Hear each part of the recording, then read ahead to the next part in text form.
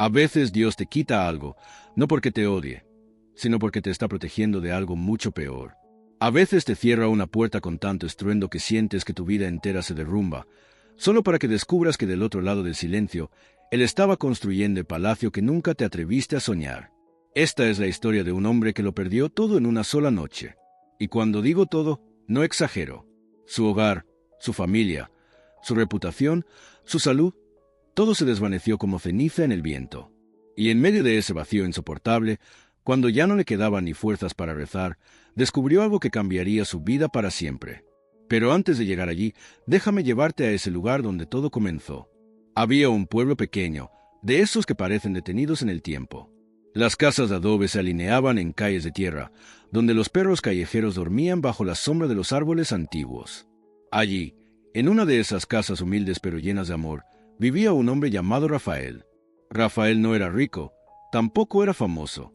Era simplemente un hombre bueno, de esos que trabajaban de sol a sol para llevar el pan a casa.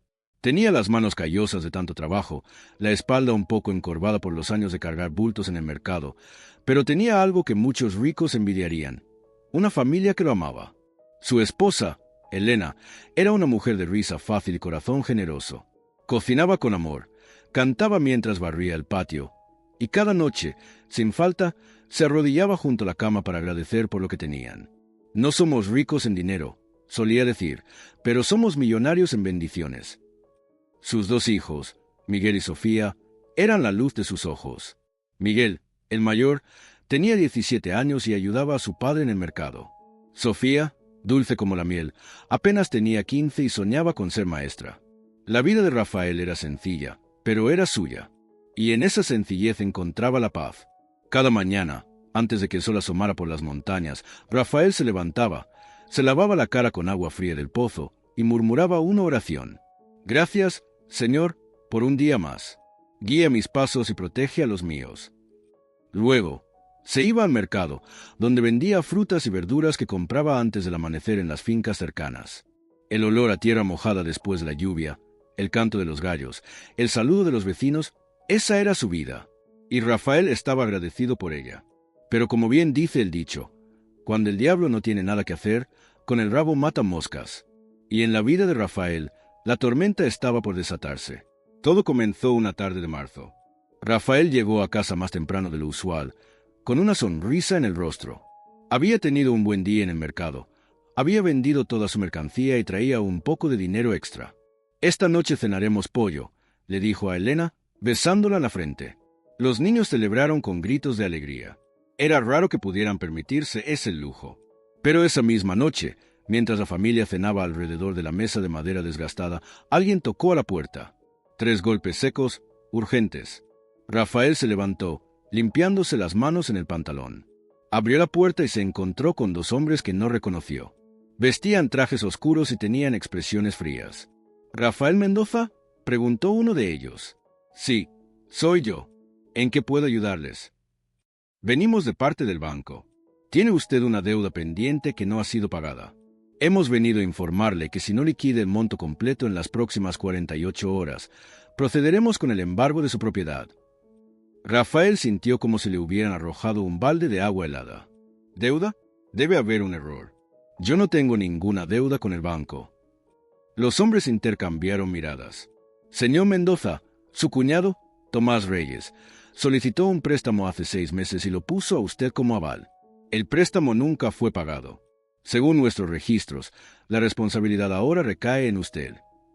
El mundo de Rafael comenzó a girar.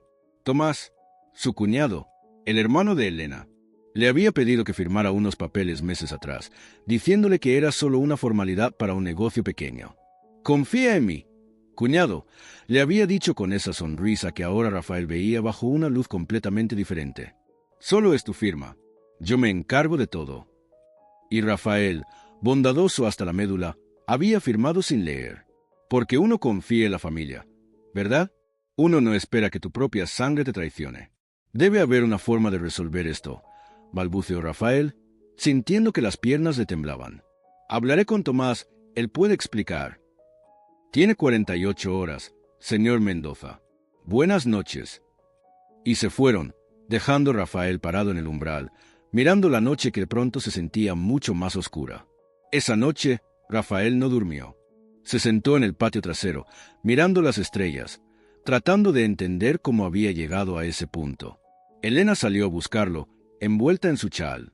Se sentó a su lado sin decir palabra, tomó su mano entre las suyas.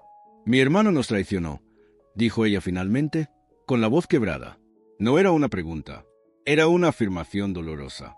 Rafael asintió, sin poder hablar. El nudo en su garganta era demasiado apretado. «Iremos a buscarlo mañana», dijo Elena. «Él tiene que hacerse responsable». Pero cuando fueron a buscar a Tomás al día siguiente, descubrieron que había desaparecido. Su casa estaba vacía, las ventanas cerradas, un letrero de «Se vende» clavado en la puerta. Los vecinos les dijeron que se había ido en medio de la noche, sin decir a dónde. Se había llevado el dinero del préstamo y había huido, dejando a Rafael con una deuda imposible de pagar. 48 horas. Rafael corrió de un lado a otro, pidiendo dinero prestado a amigos, a conocidos, a cualquiera que quisiera escucharlo. Pero nadie tenía esa cantidad de dinero. Eran gente humilde, como él. Algunos le dieron lo que podían, 50 pesos aquí, 100 allá, pero ni siquiera juntando todo alcanzaba para una décima parte de lo que debía. Rafael se arrodilló en la iglesia del pueblo, frente al Cristo crucificado. Las lágrimas rodaban por sus mejillas sin control. «Señor», suplicó, «no entiendo por qué me pasa esto. Siempre he sido honesto, he trabajado duro, he cuidado de mi familia. ¿Por qué permites que me quiten lo único que tengo? ¿Dónde estás?» El silencio de la iglesia fue su única respuesta. Llegó el día del embargo.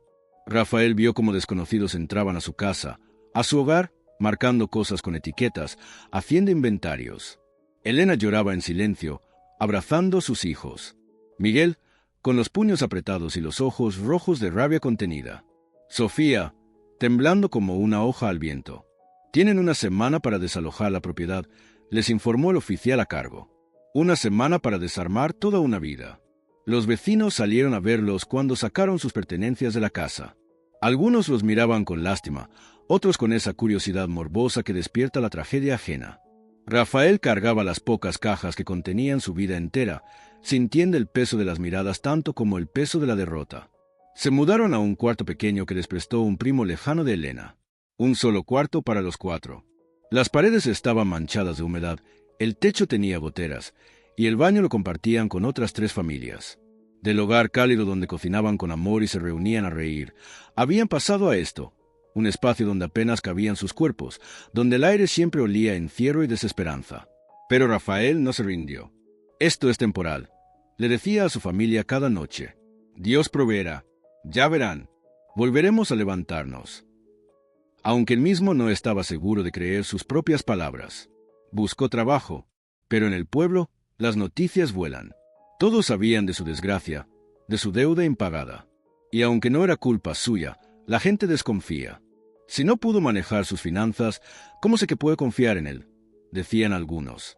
Los mismos que antes lo saludaban con palmadas en la espalda, ahora cruzaban la calle para no toparse con él. El orgullo de Rafael se hacía pedazos cada vez que alguien le cerraba una puerta en la cara. Pero seguía intentando. Por Elena, por sus hijos, por la dignidad que aún le quedaba. Finalmente consiguió trabajo en una construcción a las afueras del pueblo. Era un trabajo pesado, para hombres más jóvenes. Pero Rafael necesitaba el dinero. Trabajaba desde que salía el sol hasta que caía la noche, cargando bultos de cemento, mezclando concreto, subiendo escaleras tambaleantes.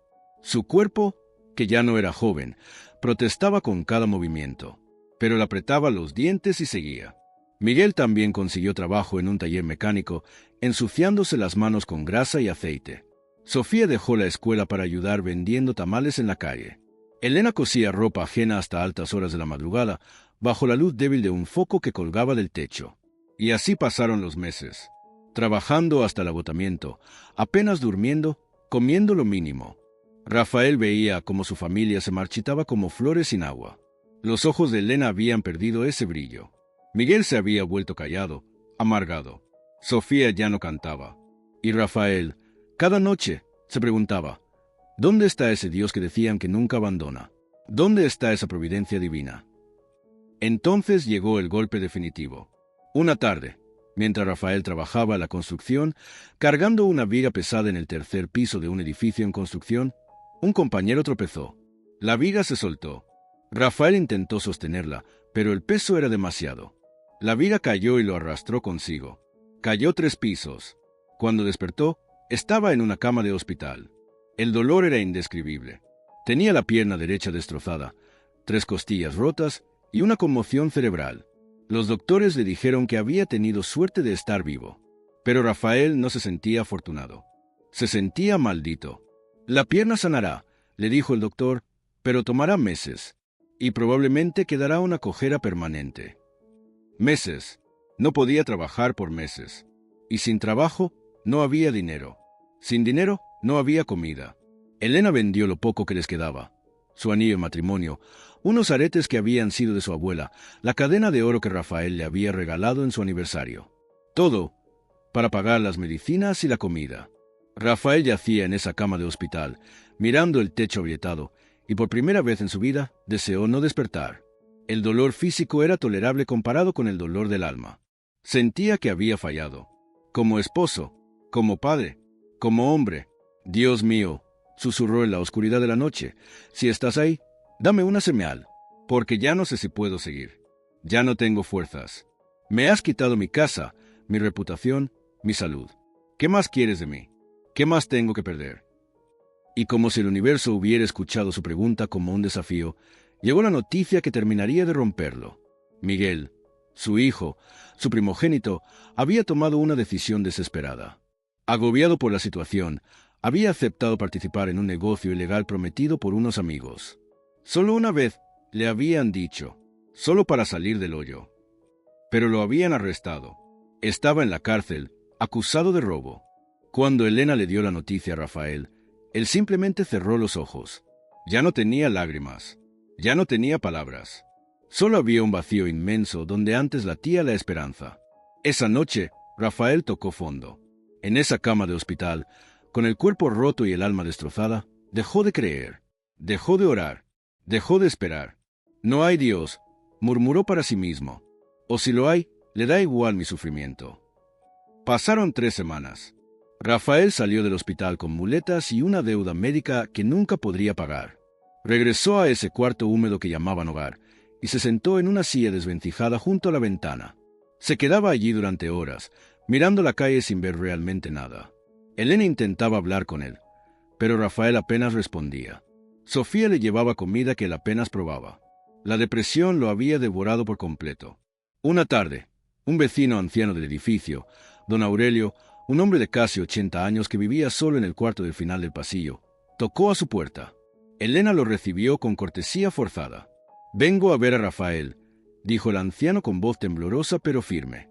Elena lo guió hasta donde Rafael estaba sentado, perdido en su propio abismo. Don Aurelio se sentó a su lado sin pedir permiso, con ese descaro que da la edad avanzada. «Te ves terrible», dijo sin rodeos. Rafael lo miró de reojo pero no respondió. «Sé lo que estás pensando», continuó el anciano.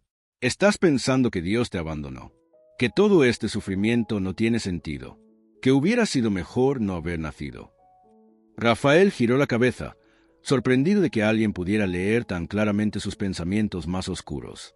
«¿Sabes qué?», dijo don Aurelio, sacando una foto vieja y arrugada de su bolsillo. «Hace 40 años yo estaba exactamente donde estás tú ahora. Perdí mi negocio en un incendio. Mi esposa murió al año siguiente de cáncer. Mis hijos se fueron lejos y nunca volvieron.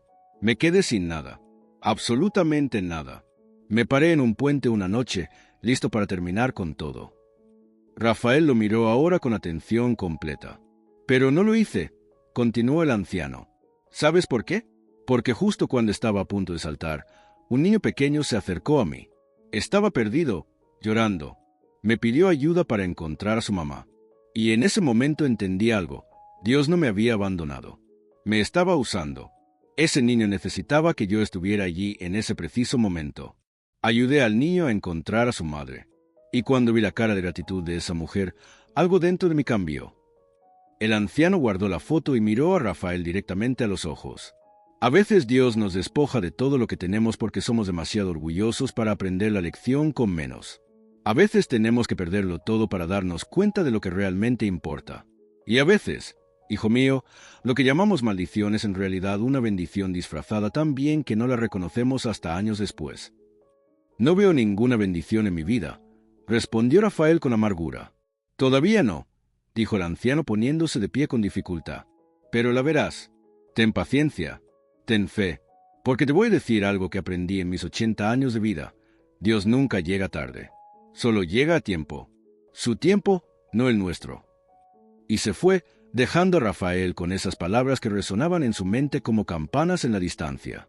Esa noche, por primera vez en semanas, Rafael se arrodilló junto a su cama, no para rezar con palabras bonitas o pedidos elaborados. Simplemente dijo: no entiendo nada de lo que está pasando. Pero si todavía hay un plan, si todavía hay un propósito, muéstramelo, porque ya no tengo fuerzas para seguir por mi cuenta. Fue una oración nacida desde el fondo de la derrota, pero fue honesta. Y a veces, eso es lo único que Dios necesita de nosotros: honestidad. A la mañana siguiente, Rafael se levantó, todavía con dolor, todavía con muletas, pero se levantó. Se bañó, se peinó, le dijo a Elena: voy a salir a buscar trabajo. ¿Pero tu pierna? Comenzó a decir Elena. Va a sanar, pero mientras tanto, puedo hacer algo, lo que sea, pero no me voy a quedar aquí esperando morir. Y salió a la calle, cojeando, deteniéndose cada pocos pasos porque el dolor era agudo, pero siguió adelante. Llamó a puertas. Muchas se cerraron, pero siguió llamando. Y entonces, cuando el sol ya se estaba poniendo y Rafael estaba por rendirse por ese día, llegó a un pequeño taller de carpintería al borde del pueblo. El dueño, un hombre mayor llamado don Germán, estaba afuera lijando una mesa. ¿Busca trabajo?, preguntó al ver a Rafael. Sí, señor, lo que sea, puedo aprender rápido.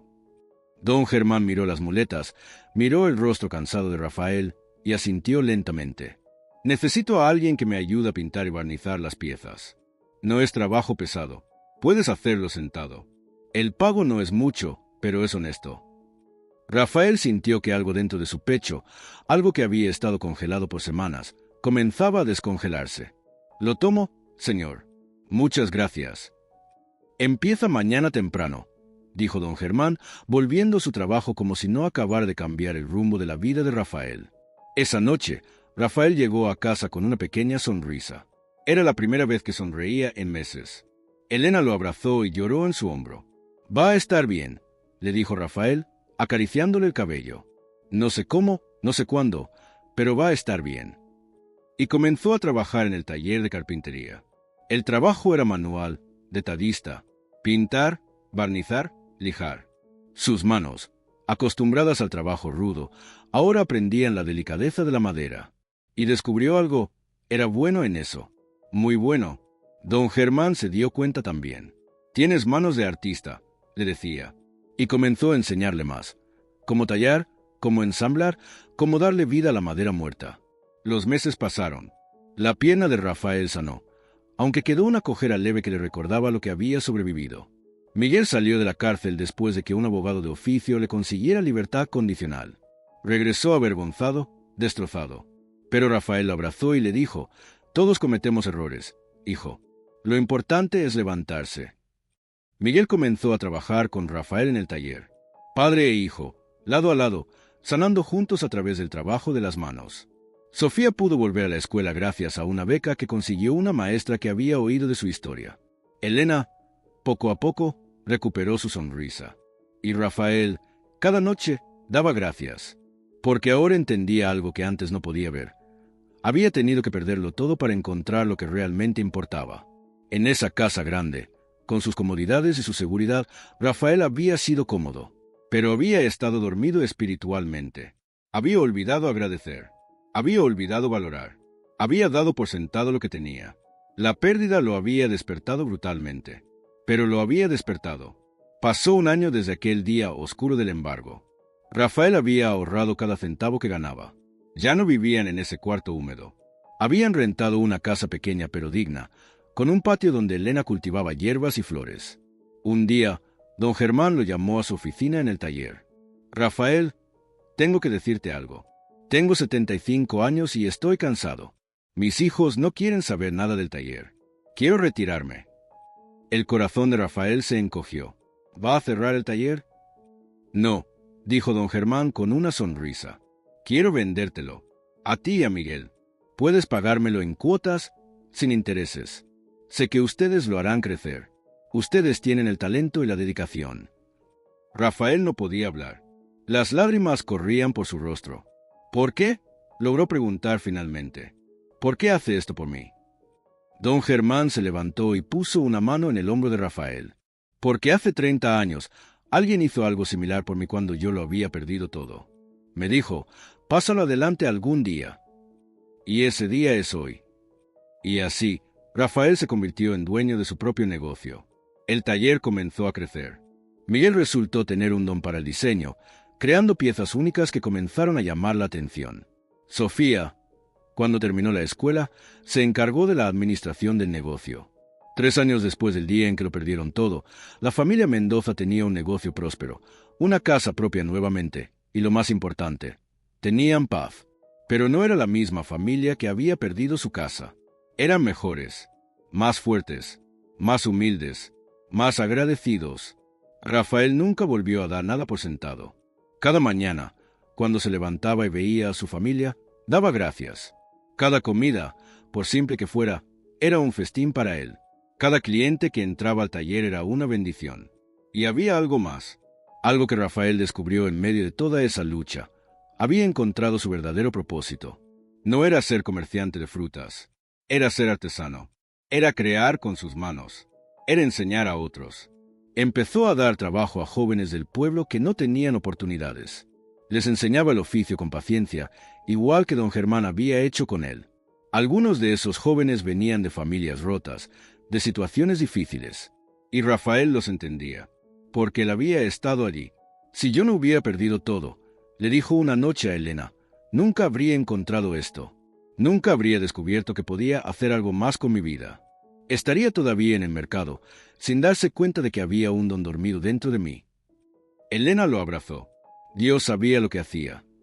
Sí, respondió Rafael, pero qué dura fue la lección. Un día, años después, Rafael estaba en el taller cuando entró un hombre. Era mayor, andrajoso, con la mirada de alguien que ha tocado fondo. Rafael lo reconoció inmediatamente. Era Tomás, su cuñado, el que lo había traicionado, el que había desaparecido con el dinero, el que había causado toda esa desgracia. Tomás se quedó parado en la entrada, como si no se atreviera a entrar completamente. Sus ojos se llenaron de lágrimas cuando reconoció a Rafael. Yo no debería estar aquí, tartamudeó, pero no tenía a dónde más ir. Lo perdí todo, Rafael. El dinero que robé, lo aposté. Todo, mi familia me dejó. No tengo nada. Miguel, que estaba trabajando en una mesa cerca, se levantó con el rostro enrojecido de furia. ¿Cómo te atreves a venir aquí? ¿Cómo te atreves? Pero Rafael levantó una mano, deteniéndolo. Se acercó a Tomás lentamente. El hombre retrocedió, esperando quizás un golpe que sentía que merecía. En lugar de eso, Rafael lo abrazó. «¿Estás perdonado?», susurró Rafael. «Ya estás perdonado». Tomás se derrumbó en sus brazos, sollozando como un niño. Miguel miraba la escena sin poder creerlo. «Papá, él es el culpable de todo lo que sufrimos». Rafael se volteó hacia su hijo, todavía sosteniendo a Tomás. «¿Y si él no hubiera hecho lo que hizo, estaríamos aquí hoy? ¿Tendríamos este taller? ¿Habrías descubierto tu talento? ¿Habríamos aprendido lo que realmente importa en la vida?» Miguel se quedó en silencio, procesando esas palabras. Rafael volvió a mirar a Tomás. «Te voy a dar trabajo. Vas a barrer, limpiar, hacer lo que necesite hacerse. El pago será poco al principio, pero tendrás un lugar donde dormir y comida en tu estómago. Y si demuestras que has cambiado, habrá más oportunidades». «No merezco tu bondad», lloró Tomás. «Ninguno de nosotros merecemos la bondad que Dios nos da cada día», respondió Rafael. «Pero aún así la recibimos. ¿Quién soy yo para hacer menos?». Esa noche, Rafael se sentó en el porche de su casa, mirando las estrellas. Las mismas estrellas que había mirado aquella noche terrible cuando recibió la noticia del embargo. Las mismas estrellas que lo habían visto roto, las que habían escuchado sus gritos de desesperación. Pero ahora las miraba con ojos diferentes. «Perdóname, Señor», murmuró, «por dudar de ti en los momentos oscuros. No entendía que estabas haciendo cirugía en mi alma. Tenías que romperme para reconstruirme mejor. Tenías que despojarme de todo para enseñarme que era realmente importante. El viento sopló suavemente, meciendo las hojas de los árboles, y Rafael sintió una paz profunda. No era la ausencia de problemas. Aún había desafíos, aún había días difíciles. Pero era la paz de saber que no estaba solo. La paz de saber que incluso en la oscuridad más profunda había un propósito. Elena salió y se sentó a su lado, tomando su mano. ¿En qué piensas?, preguntó. En que todo lo que nos pasó, por doloroso que fue, era necesario. En que a veces Dios tiene que romper el molde viejo para crear algo nuevo. En que a veces la mayor bendición viene disfrazada de la peor maldición. Elena recostó su cabeza en el hombro de Rafael. No cambiaría nada, dijo ella suavemente. Todo ese dolor nos trajo hasta aquí. Y aquí es donde debíamos estar. Si estás escuchando esta historia y sientes que tu mundo se está derrumbando, quiero que escuches esto con atención. No llames desgracia a lo que aún no ha terminado de mostrarse. No llames maldición a lo que puede ser el inicio de tu mayor bendición. A veces Dios cierra puertas con tanto estruendo que sentimos que todo se acabó. Pero lo hace para que nos volteemos y veamos la puerta nueva que ha estado abierta todo el tiempo, esperando que tengamos el valor de cruzarla. A veces nos quita algo que amamos, no porque sea cruel, sino porque nos ama demasiado como para dejarnos en la mediocridad. A veces nos deja caer hasta el fondo porque es la única forma de que miremos hacia arriba y recordemos de dónde viene nuestra ayuda. La historia de Rafael no es única. Es la historia de miles, de millones. Es quizás tu historia en este momento. Y si lo es, quiero que sepas algo. Esto no es el final. Es solo el capítulo difícil antes de la victoria. Es la noche oscura antes del amanecer, más hermoso de tu vida. Porque cuando Dios te despoja, no es para dejarte vacío. Es para llenarte de algo mejor. Cuando te rompe, no es para destruirte. Es para reconstruirte más fuerte. Y cuando guarda silencio en medio de tu dolor, no es porque no escuche. Es porque está trabajando en algo tan grande que necesitas este tiempo de prueba para estar listo para recibirlo. Rafael aprendió que el verdadero tesoro no estaba en la casa grande. Estaba en el amor de su familia. No estaba en la comodidad. Estaba en el propósito. No estaba en tener mucho. Estaba en agradecer por lo poco. Y aprendió algo más. Aprendió que el perdón libera, que perdona más que al perdonado.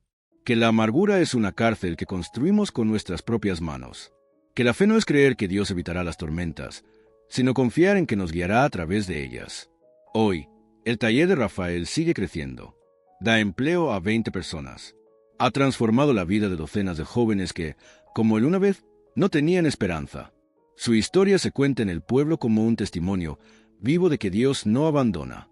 Y Rafael, cada mañana, antes de abrir el taller, se arrodilla en su pequeña oficina y da gracias. No por lo que tiene, aunque está agradecido por eso. Da gracias por lo que perdió. Porque en esa pérdida encontró su verdadero yo. Encontró su fe. Encontró su propósito. Gracias, Señor. Reza, por amarme lo suficiente como para romperme cuando era necesario. Por no darme lo que yo quería, sino lo que realmente necesitaba. Por enseñarme que a veces perderlo todo es la única forma de ganarlo todo. Así que si hoy estás pasando por el valle de sombras, si sientes que has perdido todo, si te preguntas dónde está Dios en medio de tu dolor, recuerda esta historia. Recuerda que los milagros más hermosos nacen de las cenizas de nuestras mayores pérdidas. Que las bendiciones más grandes vienen envueltas en papel de prueba. Que Dios no te ha olvidado. Simplemente te está preparando para algo que tu mente actual no puede ni imaginar. No te rindas. No sueltes. No pierdas la fe. Porque la noche más oscura siempre, siempre termina con un amanecer. Y tu amanecer está más cerca de lo que crees. A veces perderlo todo es la única forma de renacer. Y cuando renazcas, cuando mires atrás y veas todo el camino recorrido, entenderás que cada lágrima tenía un propósito, que cada dolor era parte del plan, que Dios nunca te soltó la mano, ni siquiera cuando tú soltaste la suya. Esta historia ha terminado, pero la tuya continúa. Y tiene un final hermoso, lo prometo. Solo tienes que seguir caminando, paso a paso, día a día, con fe. Si esta historia tocó tu corazón, si resonó con algo que estás viviendo, te invito a que nos acompañes en este viaje. Suscríbete a nuestro canal, porque aquí compartimos historias que el alma necesita escuchar. Historias que nos recuerdan que no estamos solos, que Dios nunca llega tarde, solo llega a tiempo. Su tiempo perfecto, no el nuestro. Que Dios te bendiga, que te dé la fuerza para seguir adelante, y que pronto puedas mirar atrás y ver cómo todo, absolutamente todo, incluso lo más doloroso, tenía un propósito divino en tu vida. Hasta la próxima historia. Y recuerda, tu mejor capítulo aún no ha sido escrito.